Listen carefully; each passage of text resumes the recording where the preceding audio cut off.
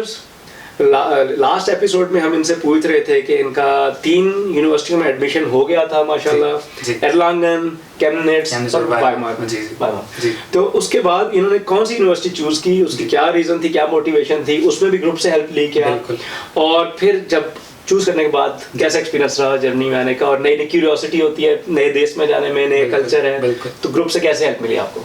अब ये ऐसा हुआ कि जो कैम्ब्रिज के अंदर जो प्रोग्राम था ना वो ऑटोमोटिव सॉफ्टवेयर इंजीनियरिंग था, और जो कि वो के जर्नी में सिर्फ 2 जगह पे, एक TU म्यूनिख में और एक कैम्ब्रिज में। मुझे मतलब बजाते खुद वो प्रोग्राम बहुत अट्रैक्ट करता है, बिकॉज आपको पता है ऑटोमोटिव हॉट इंडस्ट्री है जर्मनी की हॉटेस्ट इंडस्ट्री। जी एग्जैक्टली। तो वाइमार वाला था वो थोड़ा मीडिया से रिलेटेड था, मुझे कोर्स पसंद नहीं था एज सच। और एर्लांगन मैंने कुछ लोगों से पूछा, लेकिन मुझे एज सच हेल्प नहीं मिली। लेकिन जो PSA कैम्ब्रिज थी उस टाइम पे बहुत एक्टिव थी।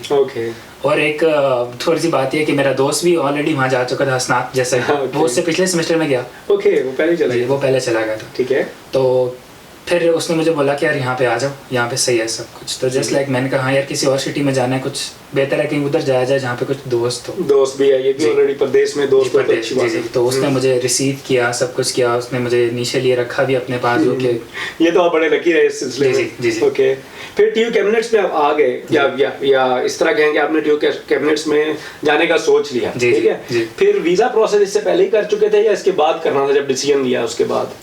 मैं बेसिकली जब मैंने वीज़ा इंटरव्यू के लिए गया ना, तब मेरा ये था कि मेरे पास वाइमार का एडमिशन था, बाकी 2 भी आने थे, बाकी 2 नहीं थे। ओके। तो मुझे ये था कि यार मैं इसके बेस पे, क्योंकि यूनिवर्सिटी चेंज करना मसला नहीं होता है। ठीक है जी। तो मुझे ये था कि मैंने उसकी बेस पे अपॉइंटमेंट ली। उस टाइम पे अपॉइंटमेंट बहुत आराम से मिल जाती थी, मतलब विद इन 2-3 वीक्स आपको। पहले ही थोड़ा आसान था, और आजकल 7-7 महीने लग रहे हैं। उस टाइम पे ब्लॉग अकाउंट का भी 8800 वाला था, आजकल तो 10,200 समथिंग हो चुका है अनफॉर्चुनेटली। जी। और उस टाइम पे यूरो के रेट भी इतने ज़्यादा नहीं थे, मतलब मेरा कुछ 9-9.5 लाख लगा था सब कुछ मिला के उस चीज़ पे।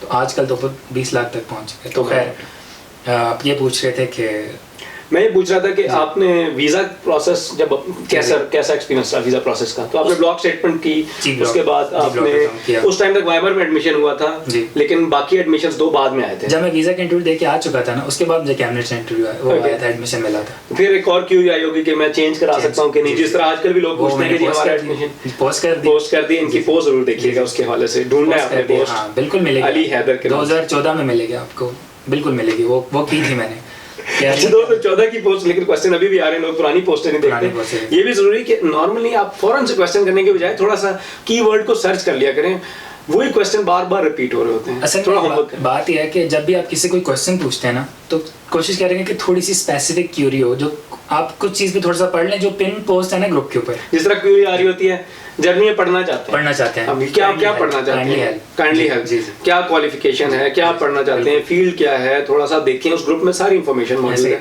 क्योंकि जो लोग फिर अगर आप जवाब नहीं देंगे तो कहेंगे ये जो है ना मगरूर आदमी टैग लगा देते हैं कि ये लड़कियों को रिप्लाई करते हैं, लड़कों को ऐसी सी बात है। लिटरली मैं आपको दिखाऊंगा थोड़ी देर बाद, लेकिन स्टिल रियली अप्रिशिएट कि आप फिर भी करते रहते हैं बेलॉस। मतलब वो ठीक है, मतलब वो हुआ कुछ लड़कियों। अच्छा, आप बैक टू द टॉपिक। आपने कहा कि उसके बाद आप कैम्ब्रिज जो है ना, आपने डिसाइड कर लिया, वीजा अप्लाई आपने वाइमार की बेस पे, और आप यहाँ आ गए। मैं यहाँ पे आ गया। अच्छा, जाने से पहले आखिरी दिनों में कुछ इमोशनल फीलिंग्स ये वो? नहीं, पहले तो बड़ी खुशी थी, मतलब जाहिर है वो सबको एडमिशन होती है तो वो शेयर भी करते हैं ग्रुप में, अल्हम्दुलिल्लाह बड़ी सारी। मैंने भी कुछ 1.5 सफ़े की पोस्ट की, मतलब सारी डिटेल लिख दी। उस टाइम पे एक काउंटर होता था, काउंटर 3 इस्लामाबाद के अंदर ना, उसके अंदर एक औरत होती थी जिससे सब डरते होते थे कि यार इसके पास मेरी बारी नहीं है। दुआएं करते थे लोग कि यार मेरी बारी इसके बाद इस नहीं आए ना।